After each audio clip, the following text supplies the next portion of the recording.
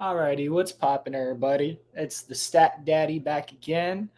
This time, not doing a fantasy football video. As y'all may or may not know, I am a super basketball fanatic, NBA fan. My team is the Phoenix Suns, as you can see by the Devin Booker jersey over there on the wall.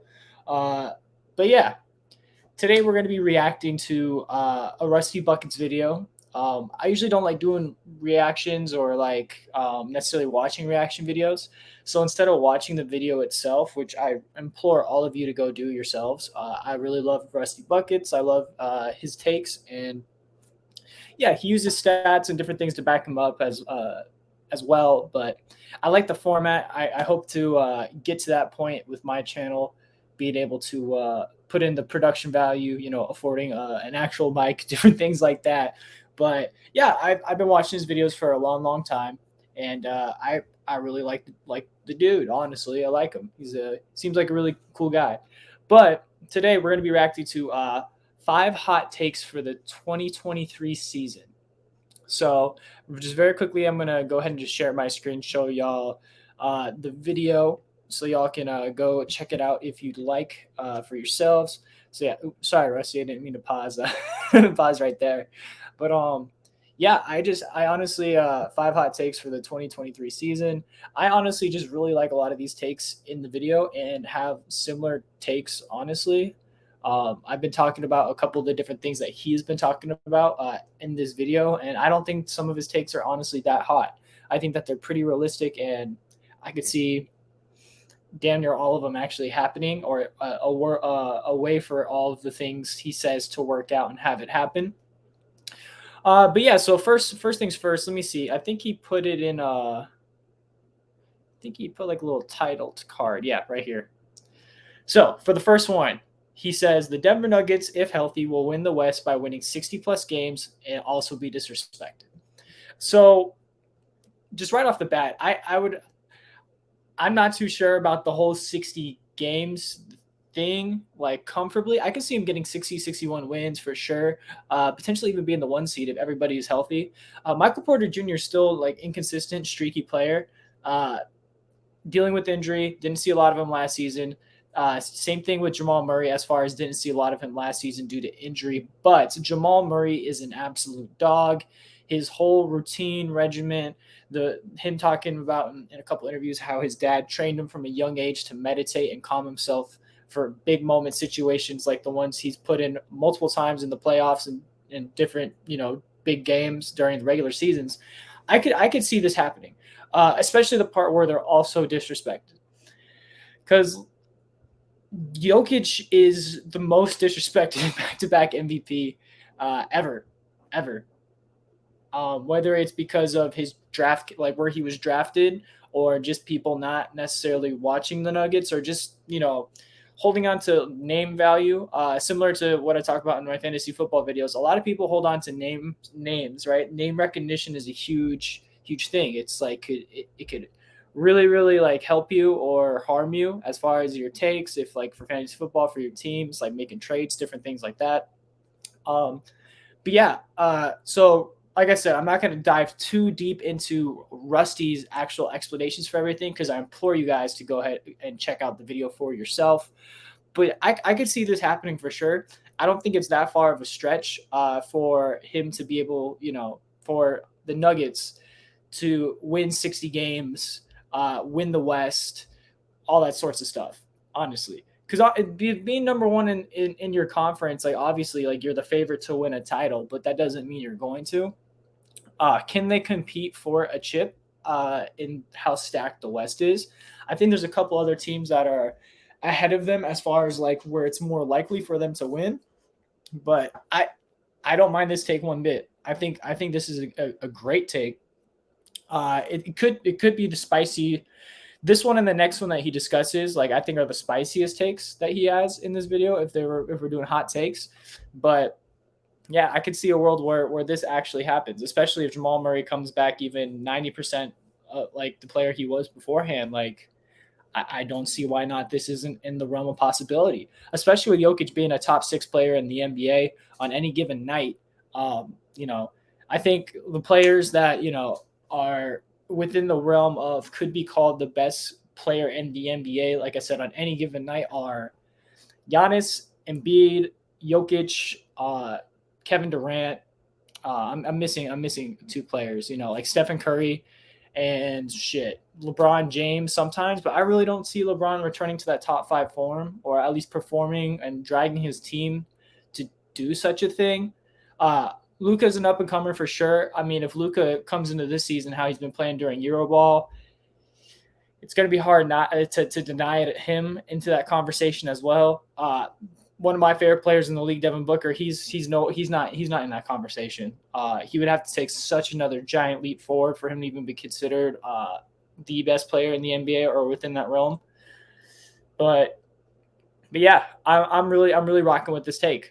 But so we're gonna go ahead and step on down to his second take, which is very similar to the first one, just with the Cavs. The Cavs, if healthy, will win the East by winning 60 plus games. I'm just gonna pause this because it's gonna go to ad, and just gonna skip over that.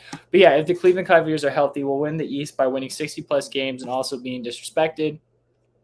Once again, like I just said, like I could see this being within the realm of possibility for sure.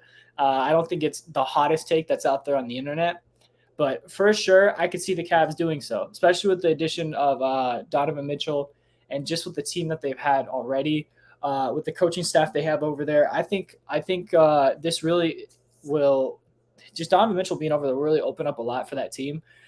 Defensively, like in their backcourt, there's some worries, of course. Maybe their front court can cover the difference, make up the difference. But once again, within the realm of possibility, I could see them being a top four seed for sure, if everything goes right. But it's so hard to deny the 76ers their due respect.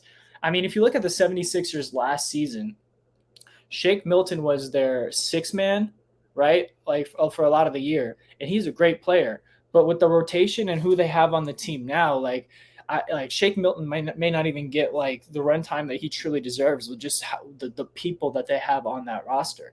That team has gotten so much deeper and has had a whole offseason, had a rocky, bit of a season to try to work things out before, but there's no drama coming into this season. This time last year, we were talking about Ben Simmons and what's going to happen with him, how Philly's going to be affected by Simmons needing a trade or different, whatever the case may be, or whatever you want to recall from last season. They're just in such a different spot. And I think personally, James Harden doesn't have to be the second best player on the team night in and night out like a lot of people expected him to last season. I think Tyrese Maxey is an absolute baller. Like a lot of people, whenever you ask him, you'll ask him like, hey, like why or what do you think Tyrese Maxey can do to improve his game? And a lot of people I've spoken to at least have said he needs to hit more knockdown jumpers. He needs to, if he gets his shot up, he'll be golden. What a lot of people don't realize is that Tyrese Maxey last season was top 5 in 3-point percentage. Like the guy was going nuts. He kind of flew under the radar a little bit, which is kind of crazy to say for him being on such a high-powered team and being on a favorite for a lot of the season, playing with someone who quite possibly could have / should have won the MVP last season in Joel Embiid. I think James Harden being the 3 option, the 2-3 option, like him and Tyrese Maxey trading off on a night-to-night basis, like I think that really helps out the team. And not to mention they had PJ Tucker, I believe Montrezl Harrell signed to the team as well. The depth is just insane on that squad. They also have Tobias Harris. They have so many amazing players on that roster that I wouldn't be surprised if they were the 1 seed. We can't talk about the 76ers without talking about the Milwaukee Bucks as well. If the Milwaukee Bucks stay healthy throughout the entire season, there's also a pretty good chance that they're the number 1 seed in the Eastern Conference as well. I mean, we're talking about Giannis Antetokounmpo in his prime. We're talking about Chris Middleton, who's getting up there in age. Same with Drew Holiday declining, but like Giannis looks more and more to like he can shoulder the load and cover on defense with each season as it goes on. And it's going to be such a competitive conference that, yeah, like I could see it happening for the Cavaliers. I could see them taking the 1 seed and winning 60 plus games. It's definitely within range of outcome. I could see them covering like 55 games pretty easily. But saying to win 60, it's a little bit of a stretch, but I personally would love to see it. I love Donovan Mitchell as a player.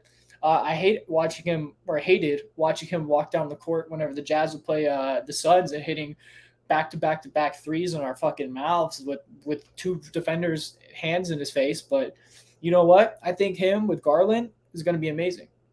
And to go back to my Maxey point, I kind of wanted to say this too. If there's anything that Maxey could improve on, I think it would be his playmaking rather than his shooting. Because I think his shooting is there. I think, well, at least personally, I think that he's already a pretty solid player, already has potential to be a superstar in this league. But if he were to get the playmaking down a little more, I think it's wraps. You know what I mean? And like just having the people on the squad that they do, like Matisse Thybulle, I didn't even mention him in like when I was throwing out a couple names, like the style of defense that he plays, which a lot of people see as risky, and it is risky, but just attacking from the side and from behind players, he's almost more comfortable letting somebody slip by him so he can get up and block the shot from behind or rip the ball. So I don't know. I think it's going to be really tough for the Cavs to pull it off, but it's definitely within the range of outcomes for sure. And it's not that crazy of a take. And maybe it's just because of recency bias and all the hype that like ESPN and all these other media sites are putting on the Cavaliers. But yeah, they for sure can get to that mark. They can get to that mark. So let's see. The next one is, oh yeah, we're gonna let this ad play, I guess. But yeah, in the meantime, yeah, the next one is he has a take on Christian Wood, and he says that Christian Wood, I believe it's something along the lines of, if Christian Wood is healthy, he will be an all-star asterisk caliber player. And I really see that, being the case. I don't see why that's not possible. I don't know why I didn't have it in theater mode before. Christian Wood will be an all-star caliber player. So recently I saw, like, as Rusty talks about in this video, people were saying that it came out that Christian Wood might be starting the season on the bench for the Mavericks. And to Rusty's point where he says, if Christian Wood were to be a bench player, being the sixth man, he's definitely like a front runner to win sixth man of the year. I mean, we could pull up some of Christian Wood's stats real quick. I think we'll go ahead and do that. I was going to set my copy, but this takes priority. Christian Wood. Where's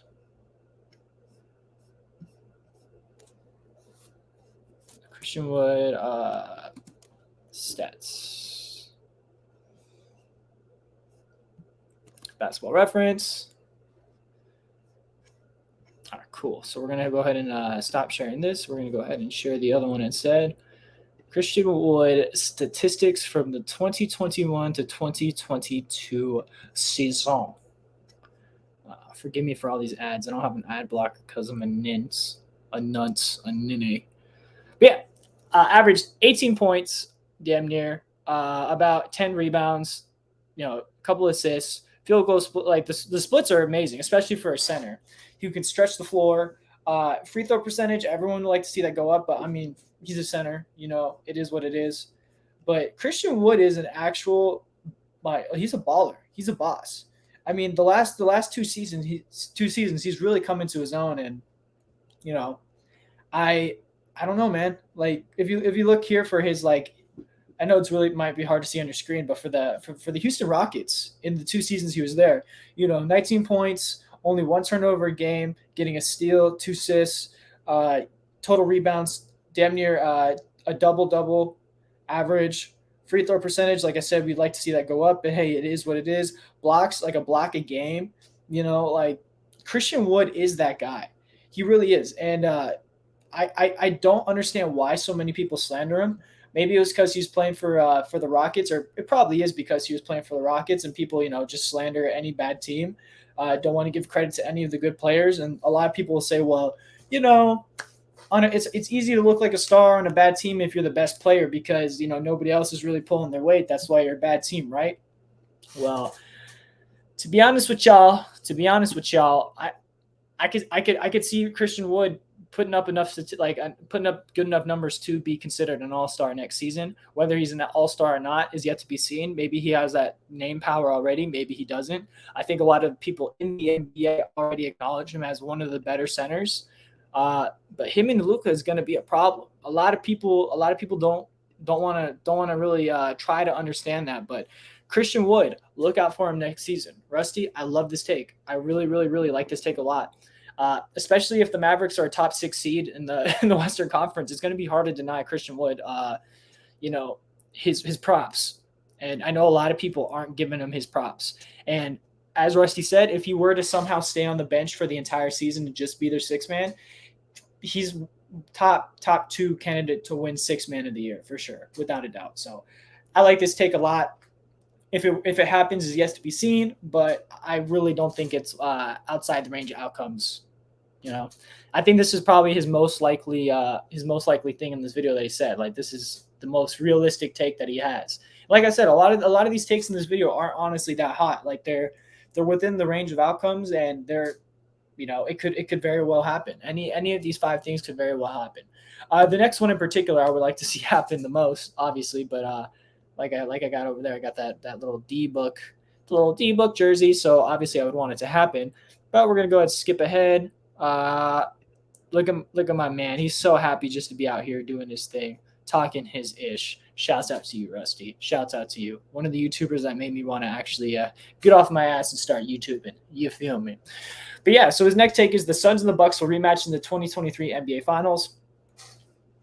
Spicy take for sure. As a Suns fan, I would like to think that we have a shot to win the chip. Personally, I think our window is already closing. I think this may be the last year, if not one of the last 2 years, that we have a window open with Chris Paul on our roster. I love Chris Paul to death. I think he's one of the best point guards in NBA history. My man is getting old. The best player, like the best thing you can bring to the table is availability. Availability. He's just getting hurt so frequently. Will miss so many stretches, start to get winded down the stretch in the playoffs. And as Rusty said in this video, I mean, the Suns looked like they were asleep at the wheel during the Mavericks series, for sure. Whenever the Mavericks absolutely dicked us down and, made us call him daddy. But I could definitely see this happening. If the Milwaukee Bucks stay healthy, it's going to be really fucking hard to stop them. Really hard to stop them. I think the Suns, hold on. I think the Suns have a little bit of a challenge ahead of them, of course. Like, I think the last 2 seasons were a better opportunity than this season. But I think we're going to be playing with a chip on our shoulder. I think a lot of people forget that we were one of the best teams in the regular season, just completely dominating the second and fourth quarters, just coming back from deficits left and right. We lost a couple close games, but keyword is rarely. I can think of a couple instances off my head, like the Suns versus the Heat at Suns. The first time they met last season, I can't remember, they met once or twice, but the Heat, Duncan Robinson and Tyler Hero were making it rain threes early in the first half. I mean, it was just so hard to come back after that. But yeah, this is definitely in the range of outcomes, as I've been saying. I think the Bucks have a little bit of, which sounds crazy, I think they have a little bit of a tougher time trying to make it back to the finals than the Suns do. I mean, the Suns have to go through the Warriors. I mean, if the Mavericks really take that jump, if Luka takes that jump, I mean, power to them.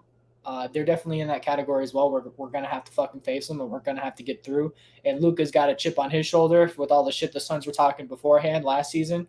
So I could see them definitely beating us as well. If the Clippers are healthy and healthy with Paul George and Kawhi Leonard, I don't know if Kawhi Leonard is necessarily going to be the player that he once was a couple seasons ago, but he's still going to be a dog. He's still going to be one of the better players in the NBA. So that's going to be difficult to get through as well. If the Nuggets are firing on all cylinders, of course, them too. The Grizzlies lost a lot of key pieces, in my opinion, during the offseason. So I don't know if they're necessarily going to really contend with the Suns as much as people would want them to, or I think that they will. I think Jock could take another step. I think Jaren Jackson Jr. could take another step, but there's just Desmond Bain as well. But I think that there's still just so much growth for that team to be had. So it's so difficult to talk about. I don't see the Lakers in that category. As much as I like the Timberwolves team this season, I think it's going to take a lot of getting used to, a lot of working out the kinks. I feel like I'm missing some pretty obvious teams. Maybe I'll just the Pelicans. I mean, the Pelicans could for sure put up a really good fight as well if we were to face them in the playoffs. I think the Pelicans have a good team to counter the Suns, but maybe the Bucks do have an easier opportunity or easier road to the finals than the Suns would. Now that I'm actually thinking about it, but I think the Bucks would have to face like their list of opponents is a little more top heavy than the Suns is. Do I like that take? Is that a hot take of its own? Potentially. But no, this video really got me thinking, and this is why I wanted to do this reaction. And just like as soon as I watched it, just hop on the stream and just give my opinions, because I have nobody to talk about basketball with in my personal life, and this is like I love basketball. So yeah, I could see this happening. Let's go ahead. I'm just gonna pull up Western Conference NBA.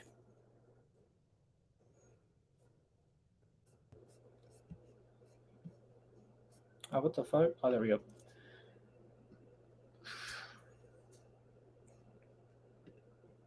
Okay, so this is the East for sure. Not sure for sure, not the West. Let me go ahead and stop sharing screen. Share screen. Boom, boom, boom, boom.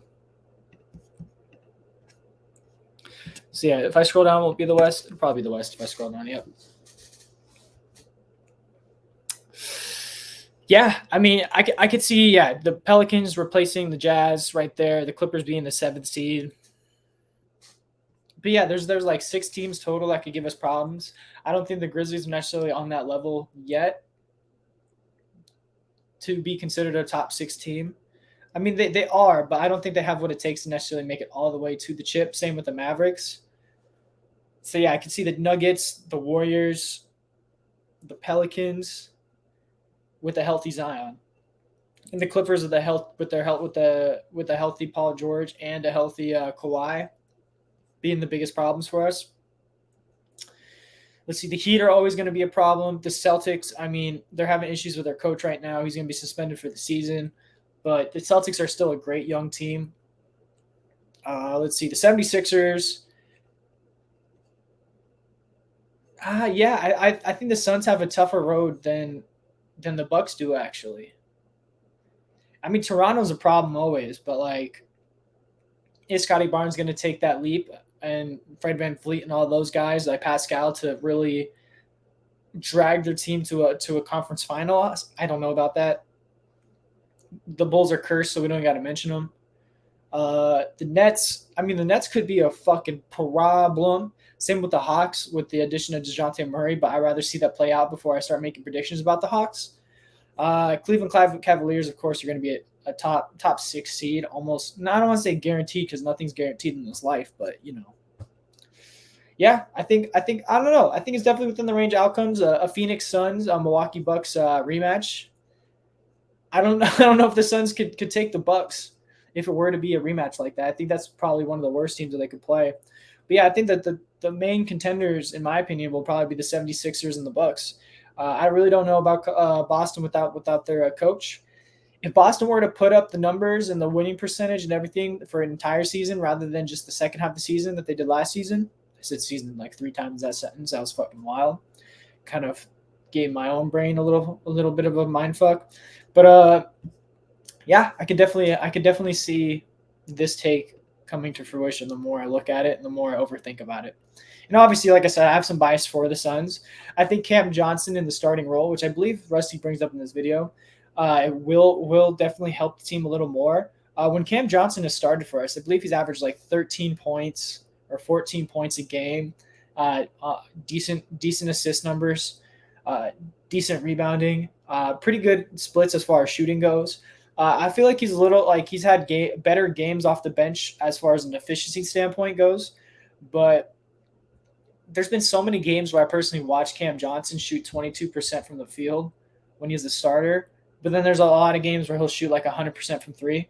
So, if it averages out, it's like a cool 50%. That's more than serviceable, especially if he's hitting like threes at like a 41, 42% clip for us with expanded volume. I like our chances.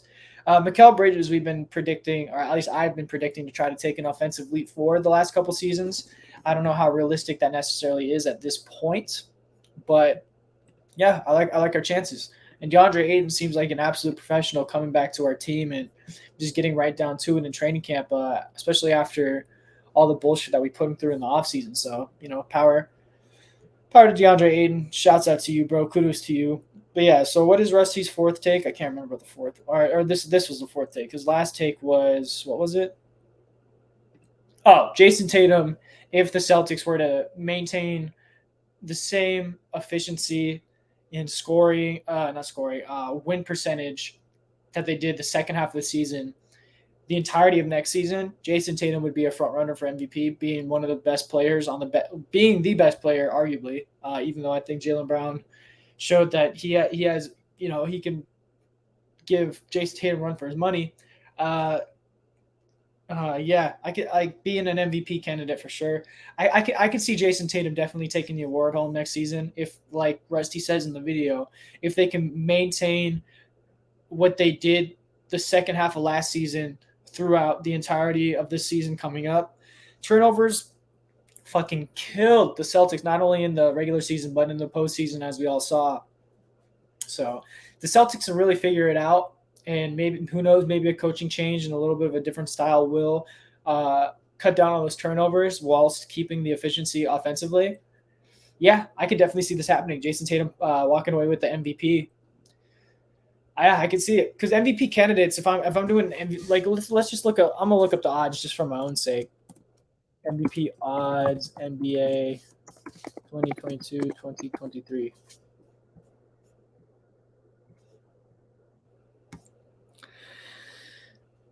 All right, this is updated like 2 days ago, 3 days ago.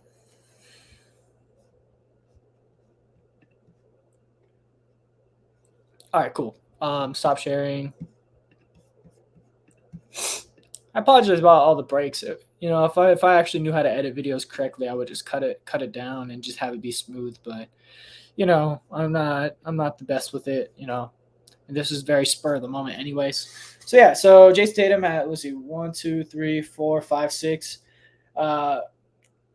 Has like what 10 to 1 odds essentially. I mean, fucking, or I don't know, fucking math, But yeah, I could definitely see Jason Tatum walking away with it. These names in front of him are some tough people to contend with for sure. Kevin Durant, Nikola Jokic, Antetokounmpo, Embiid, Doncic. But it's being a top 6 MVP candidate isn't anything to scoff at by any means. I think it's very realistic. I think if the Celtics, like I said, were to maintain what they did at the end of last season, like Mr. Bucket said himself, they were to maintain that, Jason Tatum would absolutely be the front runner. Would absolutely be a front runner. And by that logic, plus 1100 would be a very great line to take him at.